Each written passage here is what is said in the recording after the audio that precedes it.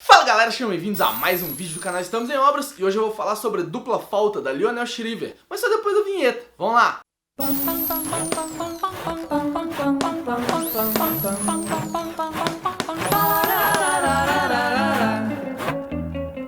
Esse livro aqui conta a história de dois tenistas profissionais e os problemas que a obsessão pelo ranking vai trazer para a vida pessoal de cada um deles. Numa narração em terceira pessoa, a gente acompanha de perto a Willie Novinsky, que é uma mulher de 23 anos que desde pequeno sonha em ser tenista profissional e tá galgando seus passos para conquistar lugares no ranking da WTA, né, que é o ranking das mulheres do tênis. E ela focou a vida inteira dela nisso, assim. Ela largou a faculdade, foi estudar numa escola voltada para tênis porque ela queria melhorar os atributos dela e começou a dedicar todos os momentos dela para praticar alguma coisa que ela precisa melhorar. Só que a família dela é completamente contra isso, assim. Eles sabem a dificuldade que é o mundo do tênis, sabem a dificuldade em ser alguém ali dentro e tentam prevenir ela o tempo inteiro disso. Tentam prevenir ela do sofrimento que poderia vir no futuro. O livro começa quando ela fazia um treino despreocupado numa quadra de tênis que tinha perto da casa dela e ela conhece o Eric Oberdorf, que era um recém-formado em matemática pela Universidade de Princeton e que começou a se interessar pelo tênis e descobriu que ele era bom naquilo, que ele levava jeito para poder jogar. Os dois se conhecem, têm um relacionamento, se casam e a partir do momento que isso acontece, eles veem o relacionamento dos dois se tornando um martírio, por motivos diferentes para cada um, mas sempre um sofrimento. E antes de começar a falar do livro em si, eu queria falar que eu gosto bastante de tênis e isso foi a primeira coisa que me chamou a atenção aqui nesse livro. Há alguns anos eu já torço pro Djokovic, mas eu não sou aquele fã fervoroso que vai acompanhar tudo de fato. Embora eu leia notícia todo dia de tênis, né? Tênis, Fórmula 1 e futebol são minhas pequenas obsessões esportivas. Apesar disso, eu não sou aquele conhecedor louco. Eu sei os principais torneios que estão acontecendo, sei mais ou menos o que está acontecendo com o top 10, assisto uma partida aqui e ali, principalmente finais, né? Ou final de ATP, ou final do Grand Slam. Sempre eu tô tentando acompanhar alguma dessas finais e é por isso que esse livro me chamou a atenção logo de cara. Só que o livro não é sobre tênis. Apesar dele ser ambientado nesse mundo, exige pouquíssimo conhecimento da gente sobre as regras do tênis, sobre qualquer outra coisa que envolva o tênis. Ele é um livro sobre se dedicar uma vida inteira a um sonho e ver esse sonho sendo frustrado. Assim. Ele não é um livro sobre vitória, ele é um livro sobre derrota. É um livro sobre obsessão, um livro sobre como um relacionamento pode destruir sua vida inteira e você não conseguir ficar livre dele. E como todo bom relacionamento, esse livro aqui também tem dois lados. Embora a gente acompanhe muito o lado da Willie, né, porque o narrador fica muito próximo a ela, a gente também tem um vislumbre de como o Eric se sente. Então a gente consegue traçar um panorama do relacionamento dos dois e dá pra ver exatamente os dois lados da história aqui. E pra fazer esse paralelo aqui no vídeo, eu quero começar com a Willie Novinsky. A vida dela é o tênis, assim. Ela confunde muito a personalidade dela com o tênis e ela carrega muito uma insegurança vinda do relacionamento com os pais e posteriormente do relacionamento dela com o Eric. Ela tem consciência de que ela nunca vai ser a melhor tenista do mundo por causa do porte físico dela, a falta de força que ela tem, porém ela tenta compensar isso com outros atributos. E é por isso que ela treina duro o tempo inteiro. Ela tem que se sobressair frente a outros jogadores que são fisicamente melhores que ela, mas ela tenta o tempo inteiro ser melhor, assim. Ela dedica todo o tempo livre dela para poder aprimorar as técnicas. E o relacionamento dela com o Eric começa a ser destrutivo para a vida dela quando ela percebe que não consegue acompanhar o marido. Ao mesmo tempo que ela tem que fazer um esforço enorme para poder conseguir algum ganho, o marido dela não, ele tem um dom natural para aquilo, ele se esforça só um pouquinho e consegue ter grandes saltos. E ele tem uma determinação que é fora do comum, assim, coisa que ela pensa que ela precisa ter para poder sobressair, só que a dele é muito obsessiva e ela tenta ter essa obsessão dele, só que ela não consegue e se frustra por causa disso. E os problemas maiores começam a surgir quando o ranking dele começa a subir, quando ele começa a se tornar um tenista conhecido e o ranking dela começa a subir pouquinho. Tem um torneio específico que se os dois ganhassem, o ranking deles ia igualar pela primeira vez. E ela começa a ficar muito neurada com isso e quando ela chega na final, ela tem um branco e perde um jogo que estava praticamente ganho. A partir daí, a carreira dela foi só ladeira abaixo, culminando numa lesão que praticamente tirou ela do circuito. E com essa lesão, a baixa autoestima que ela tinha já faz o psicológico dela se fuder completamente e a partir daí ela não consegue fazer mais nada. Ela não suporta ver o sucesso alheio, principalmente o sucesso do Eric. Como pra ela o tênis é a vida e pro Eric não é, ela não entende por que do Eric ter sido bem sucedido e ela não ter conseguido. E a partir da metade do livro, indo pro final, ela se torna um personagem completamente irritante. Ela age na defensiva o tempo inteiro, acusa o Eric de ser mal com ela, de estar destruindo a vida dela. Ela tem surtos psicológicos muito fodas e por mais que eu queira muito julgar ela, não dá pra julgar porque a gente conhece a outra parte da história, que é o Eric. O Eric é o filho mais velho de uma família muito exigente. Os pais dele sempre botaram pressão pra ele ser o melhor em tudo que ele fizesse. E como ele tinha uma aptidão nata pra poder aprender qualquer coisa, ele se esforçava pra caralho caralho pra ser o melhor e corresponder às expectativas da família. O tênis pra ele surgiu só como um hobby e ele acabou descobrindo que ele era bom naquilo, e ser bom só não basta pro Eric Oberhoff, ele tem que ser o melhor. E a partir daí ele começa a fazer toda a escalada dele rumo ao sucesso. E quando ele encasqueta com o tênis, ele encasqueta de vez, assim, ele começa a ler muitos livros sobre o assunto, começa a assistir partidos obsessivamente, começa a adaptar o jogo dele de acordo com os adversários, então ele se torna muito mais obsessivo que a esposa que tava a vida inteira correndo atrás do sucesso no tênis. E é por isso que ele não é o bonzinho da história, de jeito nenhum ele pode ser considerado o bonzinho. Ele, na verdade, é um filho da puta competitivo que tem, assim, gana de destruir a própria esposa. Desde que eles se conheceram, os dois fazem um jogo de brincadeira, assim, pra um desafiar o outro, testar os limites do outro, e a Willy sempre ganhava esse jogo. Até que no aniversário dela, ou no aniversário de casamento dos dois, eu não lembro exatamente qual que era a data comemorativa, o Eric derrota ela pela primeira vez. Isso também é um dos marcos da derrocada dela, e ele mostrando o quão filho da puta ele podia ser, assim, pra poder destruir o moral da esposa. Porque ele sabia que o psicológico dela abalava demais o jogo, então ele foi lá e derrotou ela com toques de sadismo, assim, pra poder humilhar ela mesmo. Só que apesar dele ser esse grande filho da puta, eu acredito o tempo inteiro que ele amava a Willy. Sempre que ela flertou com o fundo do poço, ele tava lá do lado dela, tentando dar moral pra esposa, poder ajudar ela a crescer. Ele começou a treinar com ela também. Só que a simples presença dele do lado dela já era o suficiente pra deixar ela muito mal. E ele também fica mal com isso. Ganhar uma partida pra ele não tem sabor nenhum, porque ele sabe que quando ele ganha, a esposa fica muito mal, e quando ele chega em casa depois da viagem, ela vai ficar muito mal e vai tratar ele muito mal por causa disso. E é por isso que a posição dos dois é uma posição muito oposta aí na história. Ela tá num caminho de derrocada e ele tá num caminho de sucesso. E o livro opta por a gente conhecer a história da derrota. Eu li uma entrevista da Lionel Shriver falando que livros sobre vitória já tem uns montes por aí, livros inspiracionais que vão fazer as pessoas correrem atrás dos seus sonhos. Ela queria fazer uma coisa diferente, ela queria contar uma história de derrota. Por isso que ela pegou a Willy Novinsky, por isso que ela escolheu o Eric pra fazer essa subida meteórica, porque ela queria contar uma história de derrota e o que isso faz com o psicológico de alguém que se dedicou tanto por uma coisa. E é por isso que eu julgo não julgando a Willy, porque a gente sabe que é muito ruim essa situação de você estar tentando chegar no topo e ver que você não consegue e começar a ver que você tá caindo. É a sua vida inteira dedicada a uma coisa que não vai dar certo. E as atitudes do Eric não ajudam. Embora as atitudes dela também sejam muito condenáveis, as do Eric também não ajudam. Então cada um tem sua parcela de culpa na derrocada do casamento. E em vários momentos aqui do livro, a Willy pergunta pro Eric se a situação fosse oposta, como que ele ia reagir se ela tivesse conseguido sucesso e ele não tivesse subido no ranking de jeito nenhum. Será que ele aceitaria ela ser uma tenista profissional famosa, acompanhar ela em eventos, ser tipo dono de casa? Será que ele toparia ver o sonho dele sendo destruído assim? Ele nunca responde ela porque ele sabe que se a situação fosse oposta, ele agiria de forma igual ou pior a ela. E aí entra aquela posição um pouco machista de que um homem não pode ver uma mulher na frente dele porque ele acha que é um demérito uma mulher ser melhor que ele. O Eric tem um pouquinho disso também, a competição dele é muito forte, mas ele vê a esposa dele na frente também é uma coisa que incomoda ele pra caramba. Só que a Willy quebra esse estereótipo porque ela também não aceita ser a dona de casa, ser acompanhante. Ela quer seguir o sonho dela, ela quer ser uma tenista profissional e ela vai fazer de tudo pra poder conseguir isso. E aqui a gente pode entrar em alguns questionamentos chaves do livro, sendo que o principal deles é o preço que se paga pra ser o melhor. A gente sabe, no topo do pódio só tem uma pessoa e no caminho ficaram milhares e milhares que batalharam por uma posição ali e que nunca vão conseguir atingir. O psicológico de uma pessoa que tenta ser a melhor tem que ser um psicológico muito fodido de bom, porque ela vai tentar o tempo inteiro ser o melhor. E se ela não conseguir, a chance do psicológico dela quebrar é muito alta. Aí pra quem acompanha tênis, né, eu acompanho principalmente o tênis masculino, imagina o psicológico de um Roger Federer, de um Rafael Nadal, de um Djokovic, que eles estão há mais ou menos uns 10 anos dominando o ranking da ATP e eles têm muita pressão em cima deles, eles têm que conquistar os torneios principais, eles têm que conquistar todos os torneios que eles participam, eles não podem perder, eles são os melhores. O psicológico de uma pessoa dessa tem que ser um psicológico muito fodido. Agora imagina, por exemplo, o psicológico do Djokovic. O Djokovic, há alguns anos atrás, teve vários surtos, ele quebrava raquete em quadra por pontos frustrados. Hoje não, hoje ele tá controlado, ele é o número 1 do mundo, então ele tem que se controlar um pouquinho melhor. Mas imagina você vendo chegando no ranking um Nadal, um Federer, um Andy Murray. Então assim, um psicológico tem que ser muito bom pra não ser abalado. E esse exemplo do tênis serve pra qualquer outra coisa, qualquer outro esporte, qualquer outra situação da sua vida. Se você deseja ser o melhor em alguma coisa, qual o grande esforço você vai ter que fazer? Quanto você vai ter que despender pra ser o melhor? Você tá disposto a enfrentar as consequências de chegar no topo? Porque chegar no topo e se permanecer lá é muito difícil. Ou pior, você tá disposto a saber as consequências de que você não vai chegar lá, porque é muito mais provável que você não chegue? Tem alguns filmes que também tratam isso de forma tão boa quanto esse livro aqui, que é, por exemplo, o Whiplash, que é Cisne Negro, que são filmes que lidam com essa obsessão em se tornar o melhor, em ser aquele grande nome da bateria, em ser a grande bailarina e, no caso aqui, ser a grande tenista. E o final do livro é amarguíssimo certíssimo, assim. Não tinha outra forma de terminar o livro se não fosse num tom amargo, e ele combina exatamente com o tom da história. Não é um final feliz, ninguém sai bem, se não sai com um sorrisinho de canto de rosto, assim, porque o final é muito tenso. E é por isso que eu gostei tanto desse livro, porque ele brinca com a ideia da crueldade, ele brinca com a ideia da obsessão. Ele me deixou agoniado e puto em diversos momentos. Tinha hora que eu queria virar pra Willy, segurar ela no ombro e falar: mulher, para! Pelo amor de Deus, para com esse surto, não tá dando. E se o livro me deixou assim, é muito fruto da escrita da Leonel Shriver e dos personagens que ela criou. Eu tô muito curioso pra ler outro livro dela, que é um livro muito famoso, que é o Precisamos Falar Sobre Kevin. Eu já vi gente falando muito bem dele, gente que não gostou, mas a maioria gosta bastante do livro. Eu já vou correr atrás, porque esse daqui é um baita livro. Então é isso, faz as coisas de sempre, curte, compartilha o vídeo, mostra pros amiguinhos, se inscreve no canal se não for inscrito. E você já leu Dupla Falta, ou você já leu Precisamos Falar Sobre o Kevin? Comenta aqui pra gente poder conversar sobre a autora, conversar sobre esse livro aqui, sobre os outros livros dela, beleza?